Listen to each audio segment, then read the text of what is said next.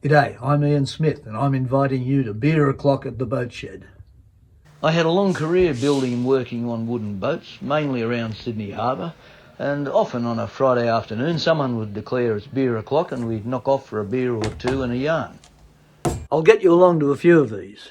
It'll be at different boat sheds and you'll see some great wooden boat projects that are happening around Sydney and other parts of Australia. You might hear some yarns about incidents, accidents and characters around the waterfront.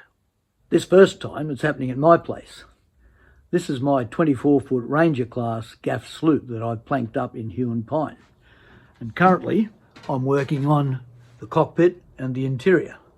Recently I asked a few old mates of mine around, all local shipwrights, for a beer o'clock celebration and a bit of a yarn. I'm just going to profile each of you. I'll just pan around because these are a few of my favourite shipwrights, most of whom I've known for many, many years. Mitch here have been around for a while, and you're a, third generation shipwright? Yeah. Dad and Pop were shipwrights, yeah. Yeah. He's been around for a while. He's also been teaching a few people. Yeah. Rick has had a lot to do with boats that I'm familiar with, like Britannia. He restored the original Britannia to display condition, and he's also had a lot to do with the Rangers in repairing the various Rangers at the time and sailing them a fair bit. Joe is Simon's apprentice, and Joe has recently obtained Karoo, which is a previous boat that Cliff Gale, the designer of this Ranger class, had, and he's restoring that at his home, and we'll keep you updated on that one as well. Gazza, Gary Ferris, built the 2001 Vanity replica of sister ship of the class, strip planked in this case, and it's still going strong and racing very fast. And Gary also sails on them a fair bit, so he knows Rangers pretty well. Simon used to own one of the Rangers, a Tren, and has also repaired quite a few of them, including Kilkee and Careel, and Retreat. That's right, and knows them pretty much inside out. And James is Simon's other apprentice, who's going to be picking up all of these things that only people like Simon can tell him. You can add that Simon was my apprentice too. Yeah. I learnt most of what I know from this man over here. And that's right. Rick Wood. And Nigel Shannon. And I was his apprentice as well. And he's older than me. And Simon was Rick's apprentice, so that's it ties all things together. There's a lovely bit of fiddleback in that. There is, isn't there? It's just magnificent. It's a lovely piece of timber, that. I also went round. To get another bit for the narrow fashion piece across the top of the stern. Something narrow. And in fact, I went out there, Rod Henderson, the size, and I said to Ben out there, you've got a nice bit of inch thick spot of gum, that's 6-1 or something like that, to get the curve. And he said, oh no, we've been a bit over, there's nothing there, and we're looking around and say, oh well, I'll just get any ordinary bit, as long as it's the right vague white colour. And then he came up and he pulled this bit out, a bit of 8x1, and it's got beautiful fieldback. And he said, shit, if I'd known that was there, you wouldn't have been able to get it, you wouldn't have laughed at the spot. But I got it, and it's going to be magnificent. There'll be enough bits out of it for all of the bits of hard trim around the back of the cockpit. You'll have this lovely fiddleback, and nice dark fiddleback stuff. It's going to be beautiful. And it gets darker. Yeah. So the clamp up there is silver? That's silvery top. Yeah. I couldn't get inch and a half. I had to get silvery top. I had to get inch stuff and do it in 2 lots of 3/4. I still had to steam it. Well, I know, right? Even the 3/4. Well, on a trend all around here, they actually, I think they had trouble steaming it, and they've notched some of the frames up into it because I don't think they could. What are you saying? It's always some shit. They just hadn't. I don't think they've got it to lay in properly. This is on a trend. And they notched into the back of it to get them to lay in. I did every one of these stringers from the bottom ones that you can't see to the top shear clamp, top shear clamp. I did them In a bag? as I'd planked up to that level, so I could just literally clamp right across it. And did you do them in a bag? Did you I did them in a bag, And does that just work? round the bag in. I was looking at that the Piece other of day. piss. I was looking at your video. That's a on that really the good other way day. to do it. It was There's fantastic. no way in the Yeah. world I could No. put up a 12-foot piece. And you know who told me? You know who told me? My son. Yeah. Because I just put a garment in the Harmon on Friday at Noakes. And Max said to me on Thursday night, are you going to put it in a bag? I said, a bag? I said, no, steam Chicken box. in a bag. Yeah. I said, no, steam box. He said, Ian Smith does them in a bag. He pulled it up and he showed me where you had the broad stroke down here. Yeah. I thought, that's a fucking good idea. No, you just put it in a bag dead straight, Yeah. or just lightly clamp it. Yeah. Well, you put it in the bag Hang first on. and then clamp it. Hang on, you keep it in the bag while you twist it. Yeah. Yeah. Yeah. And take the weight on the Literally clamp. just you long clamps at each end, and then just start the steam up and just wind And it then in just a little keep bit. winding it Even up. after the first And 10, it's in 15 place. minutes, you wind it in a little bit. You're not fucking And just around, keep it pulling going it out of over the the box. Yeah. Yeah. You're not running around going, Yeah. quick. So, Oh, that one. The bag copes with the steam, the plastic. Yeah, well, actually, one stage, you tie the far end of it. I just tie it with a rag, and you just got to leave enough for a bit to drip Get it out. out. And, Have a look at and the steam YouTube. it. It's great. But once or twice, one time I blew it. The sausage was coming, it was blown up like a sausage, and a couple of times I've just pierced it and it's gone. Don't put your hand here. But then one time up the front there, I said, "Fuck, that's gonna make it was gonna actually roll." getting bigger." And then bang, just tore the bag. Yeah. So you don't need it that much. You don't need. Did the you have pressure. to steam all your stringers? Yes, every Yeah, single one. because Well, you look don't at need the pressure. Oh, yeah. All of it on the steam box. I love how you the put first taper in the 7 stringers. planks, So and where the last 5 up forward. How you feeding the steam into the bag? Just the hose from off the steam.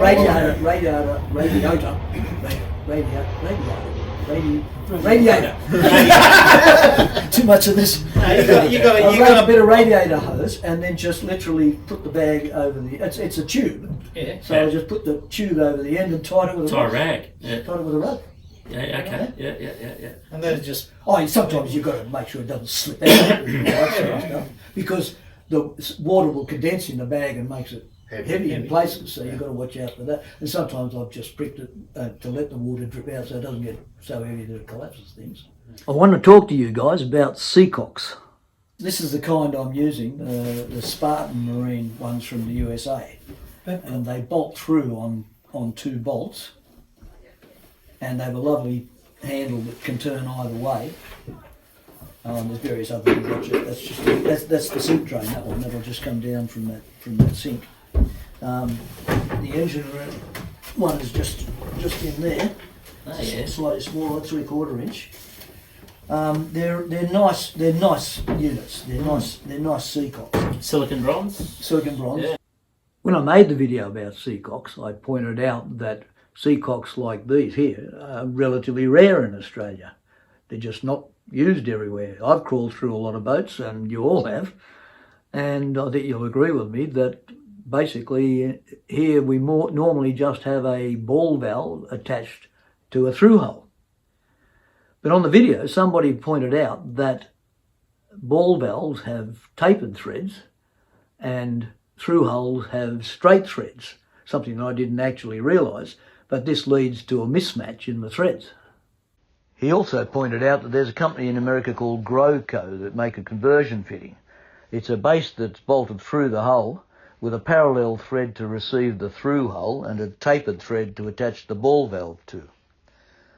I was going to purchase a couple of these for my through holes for the 2 bilge pump outlets, until I remembered that US pipe threads are different from our BSP, British Standard pipe threads, and no one seems to make a similar fitting here with British threads.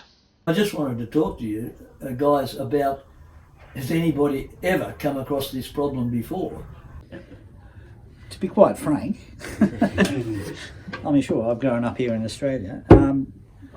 Quite frankly, I don't see anything wrong with a through hole through a good pad and backed up with a really high quality ball valve myself.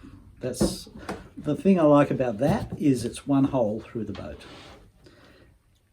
The Blake and the one you're talking about looks like a very high quality fitting, but to me it's got these extra holes around it. And to me, less holes through the hull the better, and a good quality skin fitting with a good nut, good quality through a pad at the back, to my way of thinking, is more than sufficient. You know, that's a very good system, and it's worked, forever. And I haven't seen any ones that have been installed properly fail in that sense. It would take a lot of pressure for somebody to kick one sideways or stand on one sideways to break one. I guess that's the advantage of a Blake, in the sense that they've got a bit more support around them with the bolts. But in all my experience, I haven't seen one which has been installed properly that has failed in that sense. Sure, you get ones that are installed quite often. I see just this week in a National Maritime Museum boat, having a pad behind seems to be the exception rather than the rule, which is really daggy, I reckon. Amazing. You know, but you see it time and again where a skin fitting's put through straight through the planking, no backing pad. That was going to be my point. In my eyes, that's wrong, but you see it time and again. You know, one of the last boats I worked on, called Windward 2, it's the same case with skin fittings coming through for the cockpit drains. I changed the one on the bilge pump outlet, put a pad on that one. That didn't have one. But yeah, it backed up by a really good high quality ball valve. I can't see the problem. Can anyone remember having seen one that's been kicked over or damaged from the inside? A backing block, to me, they're crucial, and I actually think that they were part of the USL code that you do put a backing block in, particularly with commercial vessels or vessels built to survey. And I came across one where it had been kicked because the engine room was that greasy. Getting round the engine, people were slipping and putting their foot on the skin fitting, and it was rocking backwards and forwards. And because it was only dealing with the plank thickness, it was just bruising either way, and it was weeping in around that. And there was nothing wrong with the fitting itself, and it was a gate valve. And I took it out, took the skin fitting out, put a block in, fitting between the two timbers, which is probably 150 mil, whatever it was, 3/4 inch ply, painted, waterproofed and all the rest of it. Skin fitting back in with a grommet of cotton around it and blackjack, although some people swear for Seacocks now, but and no problem, but it needed that stiffness at its base. And also it needed a sole in the engine room for people to walk on rather than stringers and slipping, but If you've got a thicker skin thickness that it's going through, instead of, say, average planking thickness of a 30, 40-foot boat is like about 1 inch, or inch and an eighth. If you double that or increase it by at least 3/4 of an inch, you've got a much bigger area. Stabilise the fitting, and also you got less leverage on the inside. You got less of the actual skin fitting poking through the inside, so you got less leverage if somebody happens to tread on it. Yeah, that's a very rare occurrence that should happen. And what's your favourite sealant? Did anybody use the Loctite type thread sealants, or Mitch mentioned blackjack, but on the thread, do you? Or the actual fitting, the skin fitting. Oh, the skin fitting. Well, tell us both. What do you use bedding it down, and what do you use on sealing the threads? Oh, in the old days, I used to be very traditional and use a grommet of Vogan and end mastic or something like that. These days, I'm actually. It's funny. An experienced boat builder called Doug Brooker always used to say, I just put them into epoxy. I used to think, what are you going to do when you want to get the bloody fitting out? And anyway, it's funny how things come around, but I can see how epoxy would work. There's an epoxy around called G-Flex, or Sparbond, which is a slightly flexible epoxy. But, you can heat up a bronze skin fitting, and as soon as you heat up the bronze skin fitting, you can undo it with epoxy. So, in that sense, it's a fairly easy thing to pull out. So there you go. I've come around a bit in that. Yeah. I mean, you can use Seacock as well, I guess. that's a little bit harder to get out because you can't heat it to get it out. So yeah, it's a little bit more involved. Yeah. I've been using the Seacock Pro, the softer. Yeah, well, low the Seacock Pro is a modulus great ones. product. It's it does hang on a bit if there's a big area that it's covering, but the small areas it doesn't hang on anywhere near as strongly as the marine grade Seacocks. Yeah, although they say with the Seacock Pro you shouldn't use it below the waterline, but I'm sure in that application it's probably fine. Yeah. But yeah, I think they're just covering themselves. yeah. I think so. Yeah. I used recently on my boat, I used Sikaflex for the first time ever to seal it. And I think part of this conversation too has got to be about context. And this skin fitting was in a very difficult spot, right next to an engine bed, not easy to get at all. And I had a mate of mine, another shipwright, Pete Minahan, made up a big tube to go over it, and I put a bolt through it to tighten it up from the top. So it basically glued the skin fitting in with Sikaflex. Then the next day put the nut on. The same day put the nut on, put the pad on, put the nut on, and take it up with this tube spanner, basically. And because you just couldn't get at it, and because I've heard a lot of people say that over time the blackjack ones tend to leak. I've never struck it, but I guess look, what I've experienced when I used to do them traditionally is sometimes you go and screw on the valve. Yeah. And it moves. And it spins. She goes round and round. Yeah, and it spins. And that's going to leak. Yeah.